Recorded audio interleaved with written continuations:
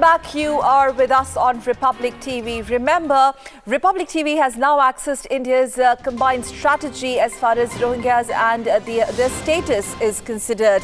There's going to be no compromise as far as national security in this regard is considered. Republic has learned through highly praised government sources that India is absolutely right in its position in taking a position in terms of demanding deportation of illegal immigrants. These are the exclusive details of India's strategy, and our news editor Parikshit Luthra is bringing us these exclusive details we are breaking on your screens right now. Parikshit joining me for more. Parikshit, it's over to you. So, besides national security, what else does our position really contain?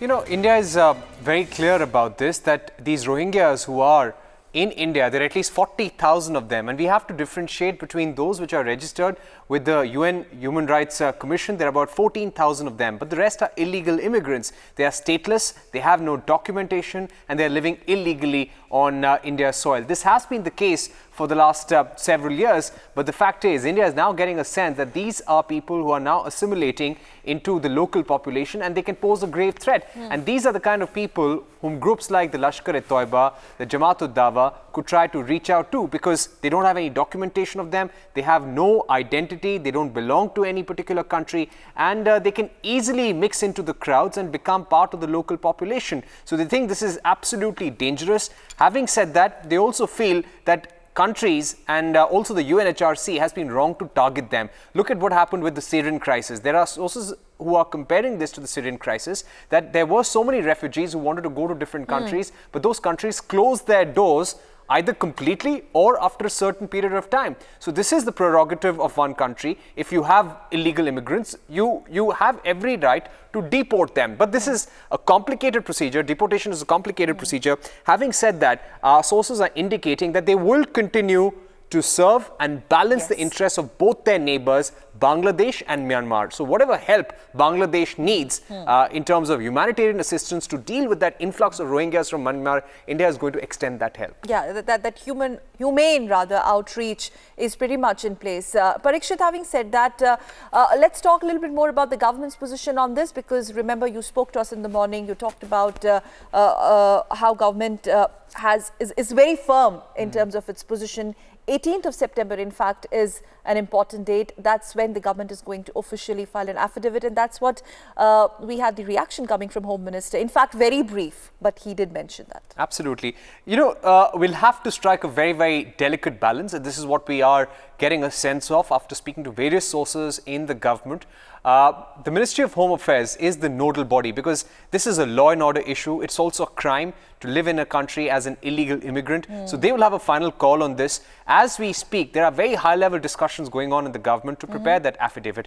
Yes, there was some sort of tension when that draft affidavit got leaked to the media, which said that 40,000 of those refugees will immediately be deported. But now we're told by our sources in the government that wait till the 18th of this month, everything will become clear. Having said that, India is going to make that point in that affidavit that this is a question about national security. These Rohingyas pose a real threat, and there have been inputs about this as well. And these inputs can no longer be ignored. And as you're talking and putting this in perspective, Parikshit, we are beaming these visuals, I believe, of the protest demonstrations that are being held at national capital's Jantar Mantar. And I believe our colleague is joining us from the Piyush, in fact, is going to join us from Jantar Mantar. Piyush, if you can hear me, let's just pan these visuals. Tell us more what's happening. If you could pick up some reactions, if you could just talk to them. Yes, we have Piyush live with us. Piyush, it's over to you.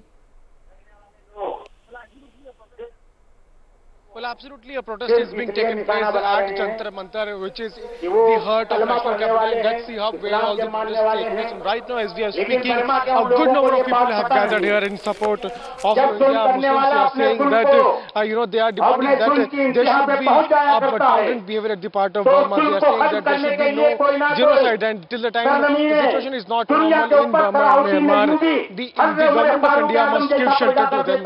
Also, let's try to take in a word from the people who are here, who are the main organizers of this protest, and try to understand as to what are their demands. Sir, आप लोग यहाँ पर हैं, कई सारे लोग आपके support में यहाँ पे, कई सारे लोग यहाँ पर आए हुए हैं.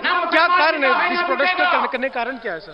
कारण ये कि बर्मा के अंदर वहाँ मुसलमानों का कत्लेआम किया जा रहा है, तो हम अपनी हुकूमत से ये मुतालबा करते हैं कि वहाँ पे जाके हुकूमत बर्मा को चैलेंज करे और ये कहे कि मुसलमानों का कत्लेआम बंद हो ताकि अमन शांति कायम रह सके. अच्छा, और यहाँ पे जितने लोग हैं और हिंदुस्तान के अंदर रहने की क्या मांग, उसकी मांग भी कर रहे हैं? हमारी मांग यह है कि हिंदुस्तान में अमन कायम रहे. Let's also take in a word from the president and the main organizer of this event. क्या मांग क्या है आप लोगों की? मांग यह है कि हमारी हुकूमत, हमारी गवर्नमेंट यूएनओ के जरिए पीछे बनाए ताकि बर्मा में जो खुली दहशतगर्दी और कत्लेआम हो रहा है वो रोका जा सके और वहाँ के हालात को कंट्रोल करने तक हुकूमत बर्मा के पनाह गुज़ीनों को हिंदुस्तान में रहने की इजाज़त दे. डिमांड कर रहे हैं कि जब तक वहाँ पे सिचुएशन नॉर्मल नहीं होती है, आप लोग डिमांड कर रहे हैं जब तक सिचुएशन वहाँ पे नॉर्मल नहीं होती है तब तक जितने भी रोहिंग्या मुस्लिम्स हैं वो इंडिया में रहें. इंसानी बुनियादों पर इंडियन हुकूमत उनको यहाँ पे इज्जत के साथ रहने की इजाज़त दे ताकि वो लुटे पिटे हैं, उनके घर जला दिए गए हैं, कहाँ जाएंगे अगर हम इंसानी बुनियादों पर उनकी हिमायत नहीं करेंगे. हिंदुस्तान ने हमेशा कमज़ोरों की, लुटे पुटों की हिमायत की है. हमारी भी आज इस हुकूमत से गुजारिश है कि ये वहाँ के कमजोर लुटे पिटे इंसानों की हिमायत में अपने तमाम दस्तरखान वसी कर दे और मेज़बानी का पूरा हक अदा करें.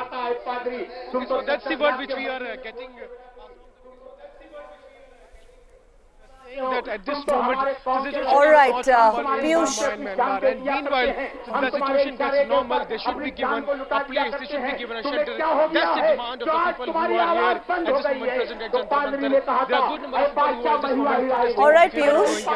Yes. I'd like to show to our viewers as to the number of people who have gathered here. They are holding different kind of placards in which they, they have mentioned the demands which they are asking for. Back to you. All right. All right. All right, Piyush, just be there with us on that story. Meanwhile, let me quickly once again go across to Parikshit. He's tracking this very closely from diplomatic point of view and also from the government sources. Parikshit, you see, is this really going to escalate from here? Piyush is getting us those very strong visuals. Just a few days back, we had supporters, protesters, these Rohingya supporters actually marching outside Myanmar embassy. Today, in fact, in the morning, you have Asaduddin Owaisi, unfortunately, playing a communal card, Muslim card on this, in fact, giving it a very different tinge altogether, which might escalate this. Absolutely. This has become a hot political issue. I'm sure parties like the AIMIM will continue raising this and there are reports that Congress MLAs in Guwahati wanted to raise this as well, but the matter could not come up in the assembly. So this is a hot political issue. India could be blamed for insensitivity by various opposition parties, but we are getting a sense that India now feels that there is a threshold which has been reached as far as Rohingya refugees is concerned. We're living in worrying times, and these people, these Rohingyas who are there in several parts of the country, could be used by terror groups across the border. These are considered to be vulnerable groups, and we also need to understand what has happened in Myanmar in the middle of August. When we saw that backlash against radical Rohingyas, and we saw that outflow of Rohingyas from Myanmar, there was a huge amount of tension in the region as to where these Rohingyas would go. So India feels that a threshold has been reached, and these Rohingyas who are living in India are posing a major security threat, and India has every right to deport them, and we cannot be quiet about this any longer because there are intelligence inputs which point out that these Rohingyas could have radical elements, they could assimilate in the local population and then carry out terror incidents. And having said that, as government continues to make its position very clear, no compromise on national security, but at the same time, Pariksha, just to put this in perspective, because like you rightly pointed out, opposition will take this opportunity to attack government on humanitarian crisis, but that actually is not the case. India has and continues to offer humanitarian support to Bangladesh. Yes, and that will continue. We will continue giving relief to Prime Minister Sheikh Hasina. We will continue giving relief to the Bangladeshi people and the Bangladeshi agencies which are handling these Rohingyas.